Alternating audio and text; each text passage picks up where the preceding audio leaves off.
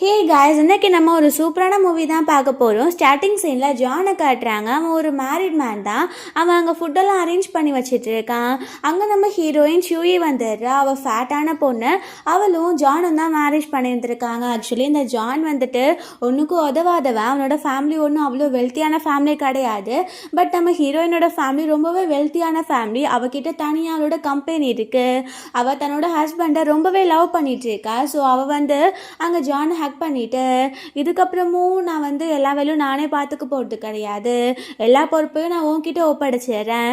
என்னோட அப்பா எல்லா பொறுப்பையும் என்கிட்ட கொடுத்துட்டு அவர் இறந்து போயிட்டாரு. ஸோ அவர் என்கிட்ட கொடுத்ததை நான் ஒன்றை நம்பி கொடுக்குறேன். நீ தான் நம்ம கம்பெனியை நல்லா பார்த்துக்கணும் அப்படின்னு சொல்லி பேசுகிறா.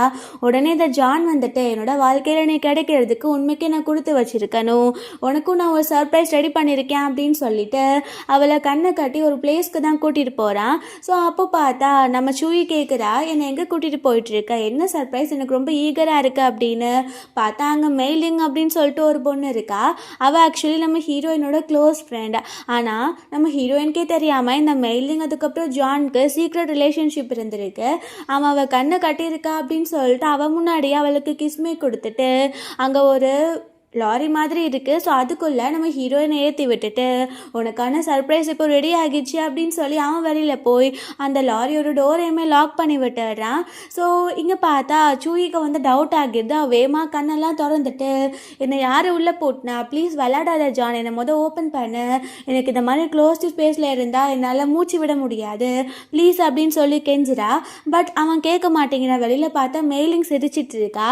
நீ எப்படி தான் சொல்கிறதுலாம் நம்புறேன்னு தெரில, உன்னை மாதிரி ஒரு ஃபேட் லேடியை போய் மேரேஜ் பண்ணி அவன் எப்படி வாழுவான்னு நினைக்கிற, நீ வந்துட்டு எல்லா ப்ராப்பர்ட்டிஸும் இப்போ அவன் நேமுக்கு எழுதி வச்சிட்ட, அது போதும், நாங்கள் சந்தோஷமாக வாழ்ந்துக்கோம், இதுக்கப்புறம் நீ வந்துட்டு வெளியில் வர முடியாது, நீ எப்படியே தான் சாக போகிற அப்படின்னு சொல்லிட்டு அவங்க அங்கேருந்து போகிறாங்க. இவளுக்கு ரொம்ப பிட்ரையெல்லாம் ஃபீல் ஆகுது. தன்னோட ஹஸ்பண்டும் தன்னோட க்ளோஸ் ஃப்ரெண்டும் சேர்ந்து இப்படி அவளை ஏமாற்றிருக்காங்க அப்படின்னு.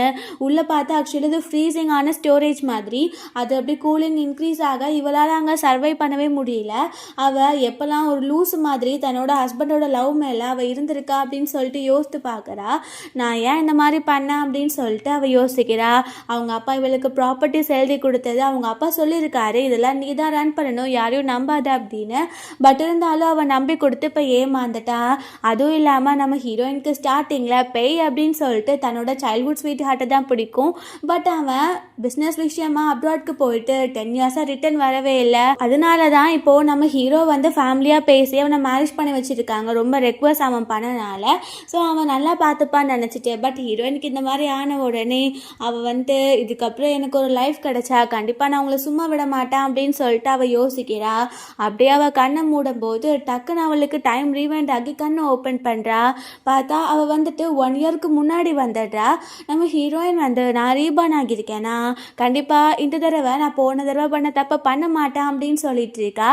அதாவது அந்த டாக்குமெண்ட்ஸ் எல்லாம் அவகிட்ட தான் இருக்குது. அவங்க அப்பா வந்து ஒரு கீ மாதிரி கொடுத்துருக்காரு, மணி சேஃப்டியாக வச்சுருக்க கீ, அதே மாதிரி கம்பெனியோட கீ தான். ஸோ இதை அவளே தான் வச்சுக்கணும் அப்படின்னு சொல்லிட்டு அவள் ரொம்பவே கான்ஷியஸாக இருக்கா. அப்போ அவங்க ஜான் வந்துட்டு இன்றைக்கி எங்கள் அம்மாவோட பர்த்டே, ஸோ நீ ப்ரெசென்ட்டை ரெடி பண்ணிடு அப்படின்னு ஆர்டர் போட்டுட்ருக்கான். அவன் யூஸ் பண்ணுற பணம், அவங்க அம்மா யூஸ் பண்ணுற பணம் எல்லாமே நம்ம ஹீரோயினோடது. பட் கொஞ்சம் கூட நன்றியே இல்லாமல் லாஸ்ட் லைஃப்பில் அவன் அந்த மாதிரி பண்ணிட்டான். இப்போ நம்ம ஹீரோயின் ரிவெஞ்ச் எடுக்க தான் போகிறா. ஸோ அங்கே காட்டுறாங்க, அங்கே மெயிலிங் ஆல்ரெடி ப்ரெசென்ட் ஆகியிருக்கா. அவள் 2 பேர்த்தையும் இன்வைட் பண்ணுற மாதிரி ரொம்ப நல்லா நடிச்சிட்டு இருக்கா. பட் ஹீரோயினுக்கு தான் எல்லா உண்மையும் தெரியும்ல. ஸோ அவள் எதுவுமே அவளை கண்டுக்காத மாதிரி இருக்கும்போது அந்த மெயிலிங் வந்துட்டு ஜானோட அம்மா கிட்டே போய் அவங்களுக்கு ஒரு பிரேஸ்லெட் மாதிரி கொடுக்குறா. இது உங்களோட பர்த்டே கிஃப்ட் அப்படின்னு. ஸோ அவங்களுக்கு சும்மாவே நம்ம ஹீரோயினை பிடிக்காது, அவள் பணத்தை மட்டும்தான் பிடிக்கும். ஸோ அவங்க வந்துட்டு இந்த மாதிரி ஒரு டாட்டரில் எனக்கு கிடச்சிருந்தா ரொம்பவே நான் சந்தோஷப்பட்டிருப்பேன் அப்படின்னு சொல்லி அவங்க பேசிக்கிறாங்க. நம்ம ஹீரோயினுக்கு எரிச்சலாக வருது. அப்போ அவங்க ஹீரோயின் கையில் ஒரு பிரேஸ்லெட்டை பார்க்குறாங்க. அவங்களுக்கு அது பிடிக்கும், அது ரொம்ப காஸ்ட்லியான லிமிட்டெட் எடிஷன் ஆனது. அவங்க சொல்கிறாங்க, அது எனக்காக தானே வாங்க போகிறதா நீங்கள் சொன்னீங்க, இப்போ என்ன இவ போட்டிருக்கா, அதை கழட்டி கொடு அப்படின்னு ரொம்ப ஆர்டர் போடுறாங்க. அப்போ நம்ம ஹீரோயின் சொல்கிறா, இது என்னோட அப்பாவோட பணத்தில் வாங்கினது, நான் அவங்களுக்கு கொடுக்கணும் அப்படின்னும் போது ஜானே ஷாக் ஆகிட்டு இவ என்ன பேசிகிட்டு இருக்கா, இந்த மாதிரிலாம் அவன் முன்னாடி பேச மாட்டாளே அப்படின்ட்டு எங்கள் அம்மா தான் கேட்குறாங்களா நீ கழட்டி கொடு, நீ வந்துட்டு எங்கள் அம்மாவுக்கு பர்த்டே கிஃப்ட்டு ரெடி பண்ணலையா அப்படின்னு கேட்கும்போது நம்ம ஹீரோயின் சொல்கிறா நான் ஏன் ரெடி பண்ணணும், எனக்கு அவசியம் கிடையாது, எனக்கு தோணலை, ஸோ நான் ப்ரெசன்ட் கொடுக்க போகிறது கிடையாது அப்படின்னு சொல்கிறா. உடனே அவங்க அம்மா டென்ஷன் ஆகிட்டு இதுக்கு தான் இவளை போய் நீ மேரேஜ் பண்ணியா, எப்படி பேசுகிறா பாரு, கொஞ்சம் கூட மரியாதையே இல்லாமல் அப்படின்னு கத்துறாங்க. அப்போ இந்த ஜான் வந்துட்டு நீ என்ன பேசிட்டு இருக்கன்னு புரியுதா, இப்போவே நீ எங்கள் முன்னாடி நீல் டவுன் போட்டு மன்னிப்பு கேளு, இல்லைனா உன்னை நான் மன்னிக்கவே மாட்டேன் அப்படின்னும் போது நம்ம ஹீரோயின் வந்து இதுக்காக தான், இந்த வேர்ட்காக தான் நான் காத்துட்டு இருந்தேன் அப்படின்னு சொல்கிறா. அப்போ இந்த மெயிலிங் சும்மா இல்லாமல் நீ என்ன பேசிகிட்டு இருக்க, நீ ஏன் இந்த மாதிரி அவங்கள எதிர்த்து பேசுகிற, அவங்க பெரியவங்க தானே அப்படின்னு உடனே அங்கே இருக்க கேட்க தூக்கி அவன் மூஞ்சில் எரிஞ்சிட்டு நீ பேசாத, உனக்கு அவ்வளோதான் மரியாதை அப்படின்னு சொல்லிட்டு நான் உன் கூட இந்த லைஃப்பை லீட் பண்ண விரும்பலை, எனக்கு டிவோர்ஸ் வேணும் அப்படின்னு சொல்லிட்டு நான் ரூமில் டிவோர்ஸ் பேப்பரில் சைன் பண்ணிட்டேன், நீயும் சைன் பண்ணிட அப்படின்னு சொல்லிட்டு அவள் கோமா அங்கேருந்து போயிடுறா.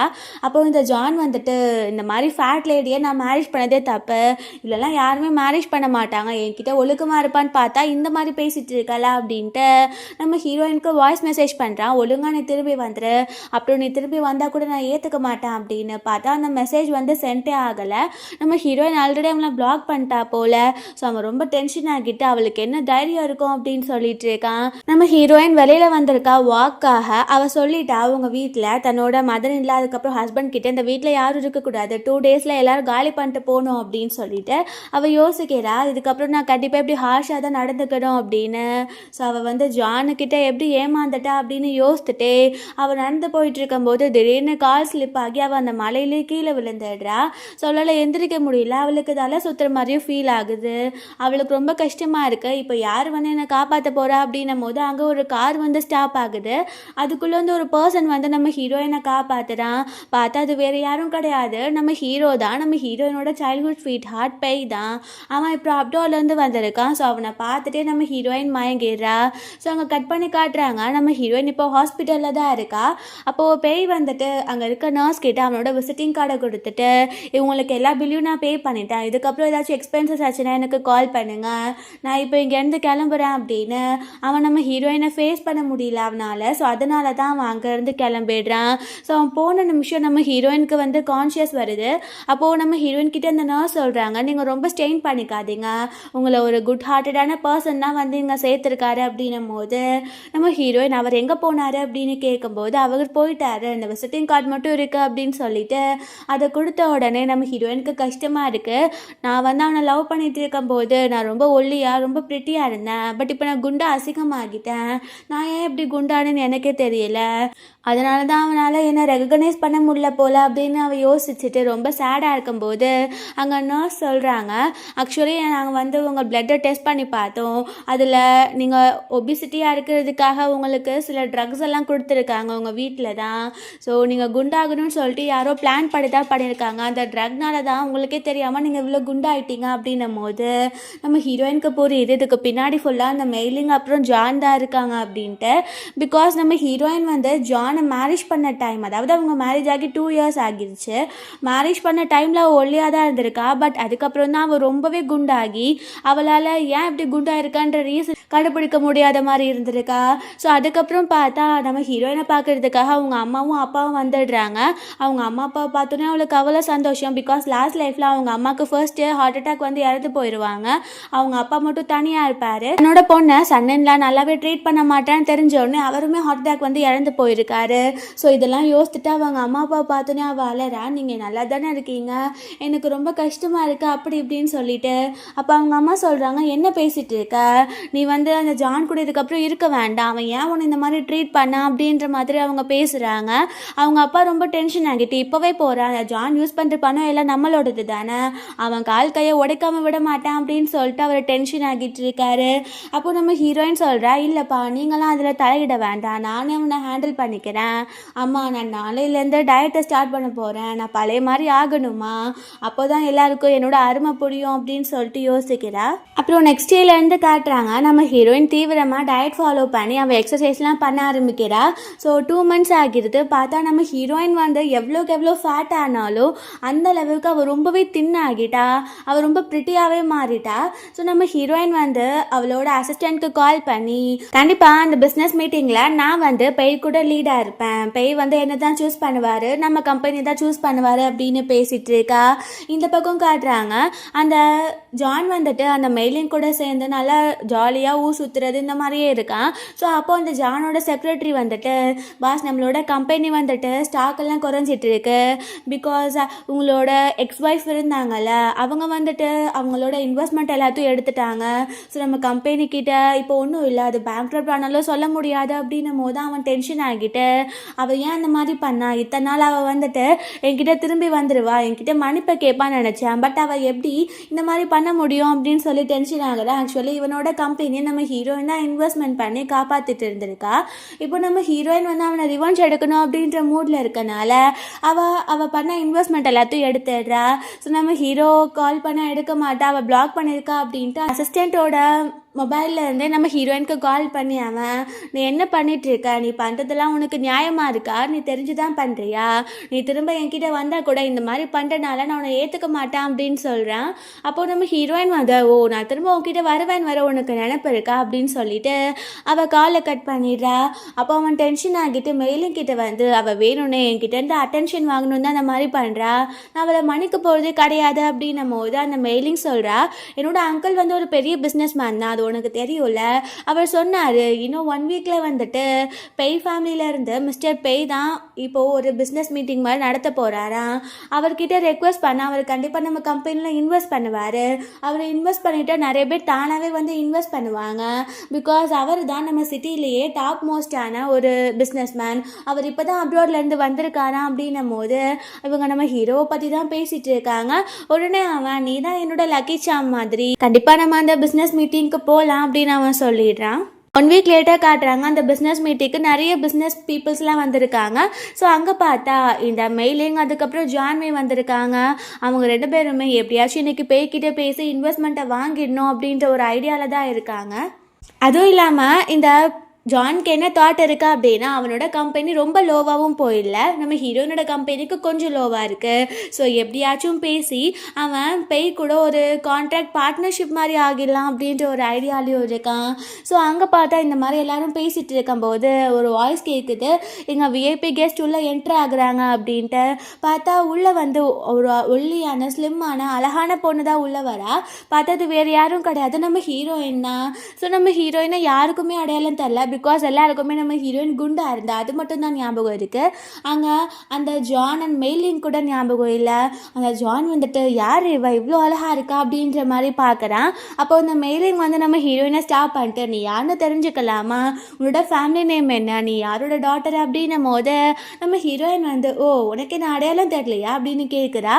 அங்கே எல்லாருக்குமே யார் இந்த பொண்ணு, யாரோட பொண்ணாக இருக்கும், அதுவும் விஐபி கெஸ்டில் வேறு சொல்கிறாங்களே, இவளை நம்ம இதுக்கு முன்னாடி பார்த்ததே கிடையாது அப்படின்ற மாதிரிலாம் பேசிக்கிறாங்க.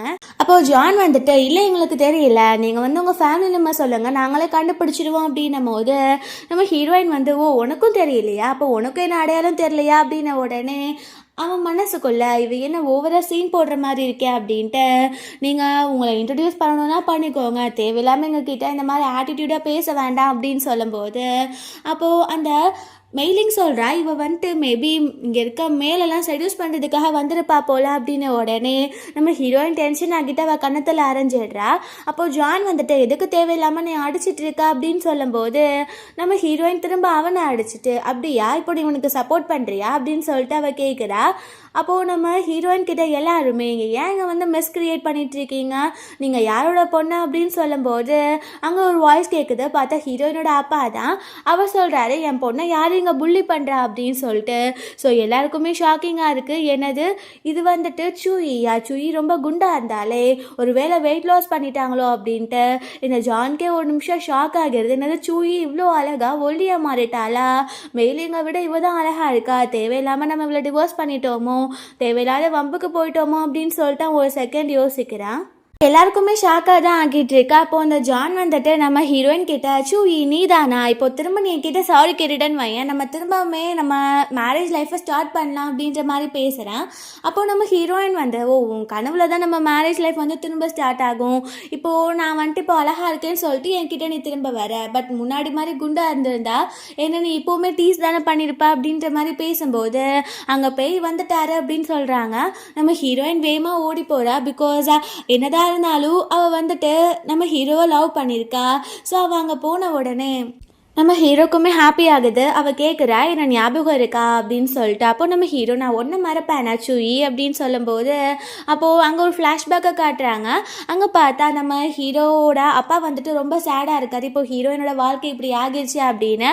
அவர் வந்து அவரோட ஆஃபீஸ்லேருந்து வெளியிலே போகும்போது அங்கே ஒருத்தவங்க மீட் பண்ண வராங்கன்னு சொல்லியிருந்திருக்காங்க.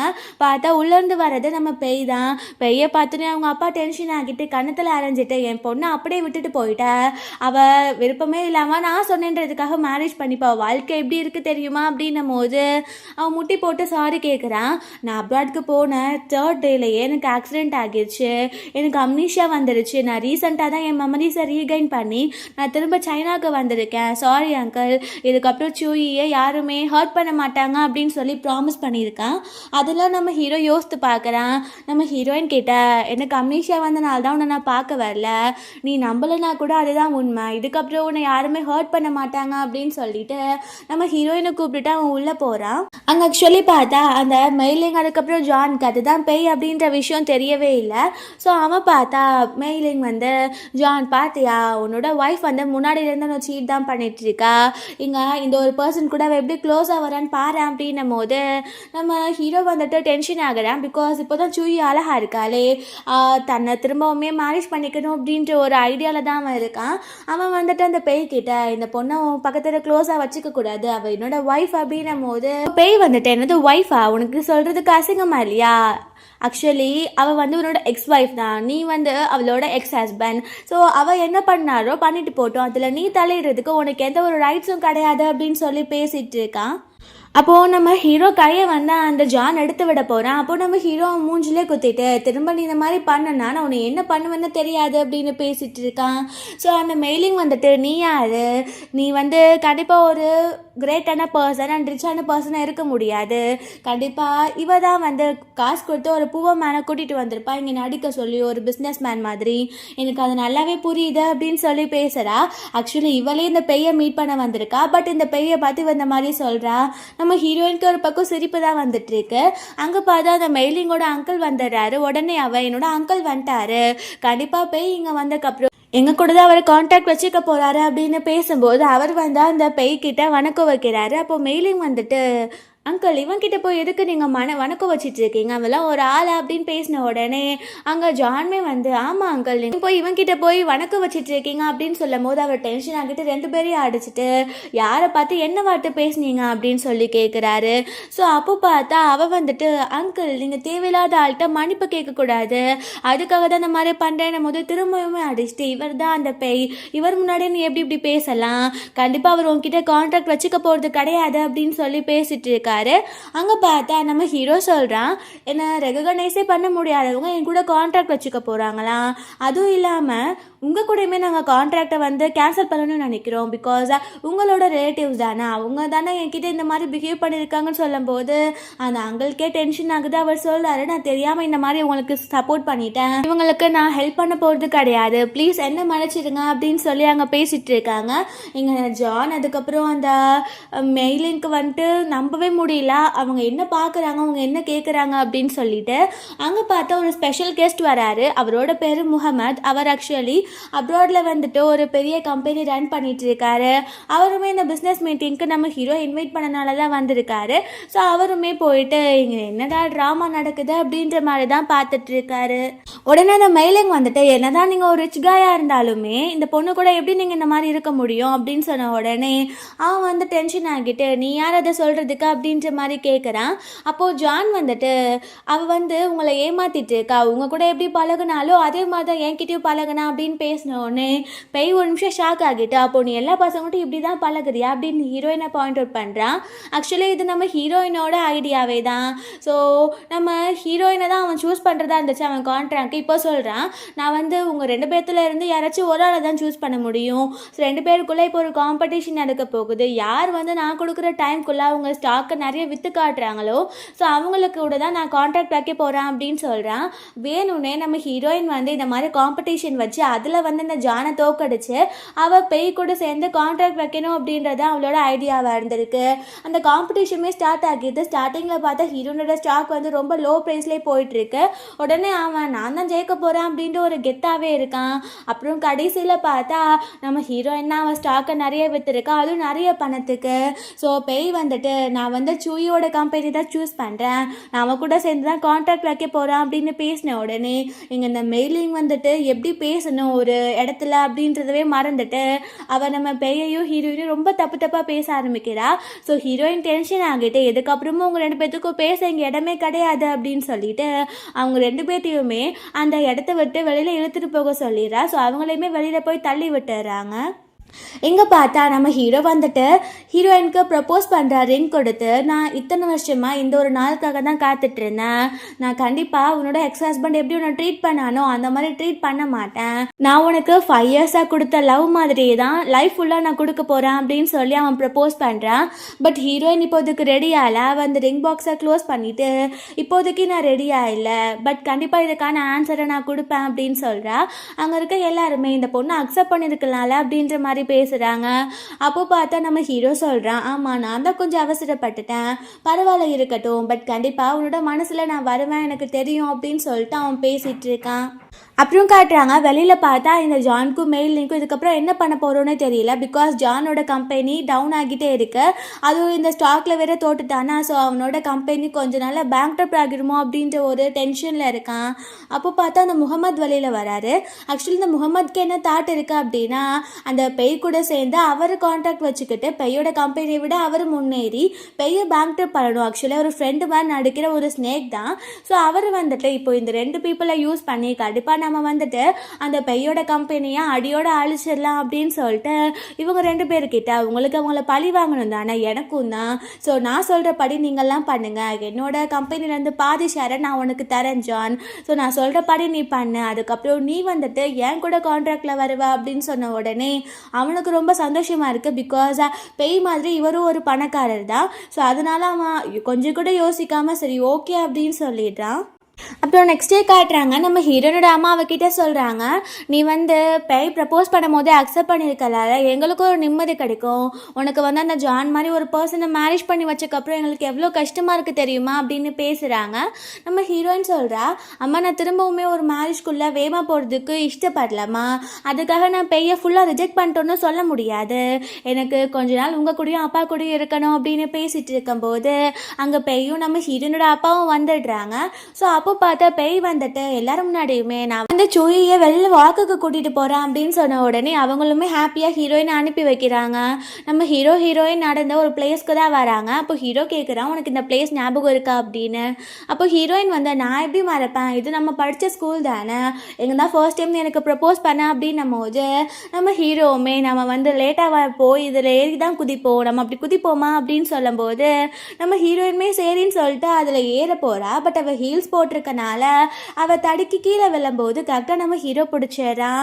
அப்போ நம்ம ஹீரோ பிடிச்சிட்டு நான் அவனை ரொம்ப லவ் பண்ணிட்டு இருக்கேன், எப்பயும் போல் அந்த அம்னீஷா வராமல் இருந்திருந்தா இப்போ நீயும் நானும் ஒரு மேரிடான கப்பலாக இருந்திருப்போம் அப்படின்னு சொல்கிறான். அப்போது நம்ம ஹீரோயினுமே அவனை பார்த்துட்டே இருந்து அவங்க 2 பேரும் அப்படியே கிஸ் பண்ண போகிறாங்க. அப்போ பார்த்தா கரெக்டாக ஹீரோயினுக்கு ஒரு கால் வந்துடுது. பார்த்தா அவங்க அம்மா தான் கால் பண்ணுறாங்க, திடீர்னு அவங்க அப்பாவுக்கு ஹார்ட் அட்டாக் வந்துருச்சு அப்படின்னு. 2 பேரும் வேகமாக வீட்டுக்கு போகிறாங்க. அவங்க அப்பா சொல்கிறாரு, என்னை பற்றி ரொம்ப யோசிக்காதீங்க, எனக்கு வயசாகிருச்சு, ஆனால் நான் இறந்து போகிறதுக்குள்ள எனக்கு ஒரு பொண்ணோட ஒரு நல்ல லைஃப்பை தான் பார்க்கணும் அப்படின்னு சொல்லிட்டு இருக்காரு. அப்புறம் பார்த்தா நெக்ஸ்ட் டே நம்ம ஹீரோக்கு வந்து ஒரு கால் வருது. அவன் கம்பெனியில் இருக்க ஸ்டாக் எல்லாம் திடீர்னு ரொம்ப குறைஞ்சிட்டே போகுது, அதுக்கு ரீசனே கண்டுபிடிக்க முடியல அப்படின்ட்டு நம்ம ஹீரோவுமே போய் செக் பண்ணி பார்க்குறான். ஹீரோயினும் செக் பண்ணி பார்க்குறா.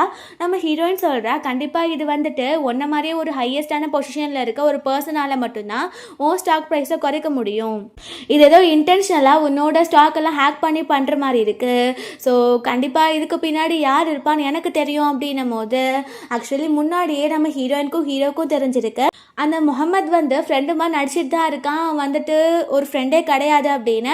அவனுக்கு கீழே தான் இந்த மெயிலிங்கும் ஜானும் ஒர்க் பண்ணுறாங்கன்னு அவனுக்கு தெரியும். ஆக்சுவலி அங்கே ஒரு பிஸ்னஸ் மீட்டிங் மாதிரி நடக்க போகுது. அது வந்து வேற ஒரு பணக்காரர் வந்து நடத்திட்டு இருக்காரு. ஸோ அதில் வந்து நம்ம ஹீரோ வின் பண்ண வைக்கக்கூடாதுன்னு அந்த மாதிரி பண்ணுறாங்க. நம்ம ஹீரோயின் வந்து சொல்கிறா நம்ம ஹீரோ கிட்ட கண்டிப்பாக அந்த ஜானோட கம்பெனியில் அவங்க என்ன பண்ண போகிறாங்களோ அதுக்கான ஃபைல் இருக்கும். அவங்க வந்து நம்மளோட கம்பெனியில் இருக்க ஸ்டாக் எல்லாம் திருடி அவங்க அந்த மாதிரி அந்த ஒரு ஃபைலை ரெடி பண்ணியிருப்பாங்க. எனக்கு அவனை பற்றி நல்லாவே தெரியும். அவன் காமனாகவே இப்படி தான் பண்ணுவான். அவன் ஹஸ்பண்ட்னால நான் அவனுக்கு சப்போர்ட் பண்ணேன், இப்போ நான் அவனுக்கு சப்போர்ட் பண்ண போகிறது கிடையாது. ஸோ அவன் கம்பெனிக்கே டேரெக்டாக போய் நான் அதை எடுத்துகிட்டு வந்துடுறேன் அப்படின்னும் போது ஹீரோ சொல்லணும்னா இது ரொம்ப ரிஸ்க் அப்படின்ட்டு. பட் ஹீரோயின் கேட்காம அந்த இடத்துக்கும் போயிடுறா. ஸோ அங்கே இருக்க பொண்ணு பார்த்துட்டு நீங்கள் யார் அப்படின்னு சொல்லும்போது உங்கள் கம்பெனியில் இன்வெஸ்ட்மெண்ட் பண்ணுறதை பற்றி பேச வந்திருக்கேன்னு சொன்ன உடனே அந்த பொண்ணுமே நீங்கள் உள்ளே போய் வெயிட் பண்ணுங்க அப்படின்னு சொல்லி அனுப்பி விட்டாரா. இந்த பக்கம் பார்த்தா நம்ம ஹீரோயின் போயிட்டு அந்த டாக்குமெண்ட்டை தான் தேடிட்டு இருக்கா. அப்புறம் இந்த பொண்ணு கூட சேர்ந்து அந்த ஜான் வந்துட்டு இருக்கான். எனக்கு கேட்காம யாரையும் உள்ள விடாதான்னு சொல்லியிருக்கேன், இப்போ யாரும் உள்ள வந்திருக்கான்னு எனக்கு எப்படி தெரியும் அப்படின்னு சொல்லிட்டு அவன் நம்ம ஹீரோயின் தான் வந்திருப்பாளோ அப்படின்னு சொல்லிட்டு வேமா போய் பார்க்குறா. பார்த்தா அதுக்கு ஆல்ரெடி நம்ம ஹீரோயின் வேற ஒரு ஆல்டர்னேட்டிவான பொண்ணை செட் பண்ணி வச்சிருக்கா. ஸோ நம்ம ஹீரோயின் வேற ஒரு இடத்துல தான் டாக்குமெண்ட்டை தேடிட்டு இருக்கா. ஸோ அங்கே பார்த்தா அந்த பொண்ணு வந்து எங்கள் ஜான் கூட பேசி கொடுத்துட்டு இருக்கா. நம்ம ஹீரோயினுமே அந்த டாக்குமெண்ட்டை கண்டுபிடிச்சிட்டு வேமா வெளியில் வந்துடுறா. நம்ம ஹீரோமே ஒரு வழியாக அவன் வேலையை முடிச்சுட்டு போலியா அப்படின்னு சொல்லும்போது அவள் வேகமா இறங்கி வரேன் அப்படின்னு ஸ்லிப் ஆகி கீழே வெளில போகிறா. பட் ஹீரோ வந்து கரெக்டாக பிடிச்சிடுறான்.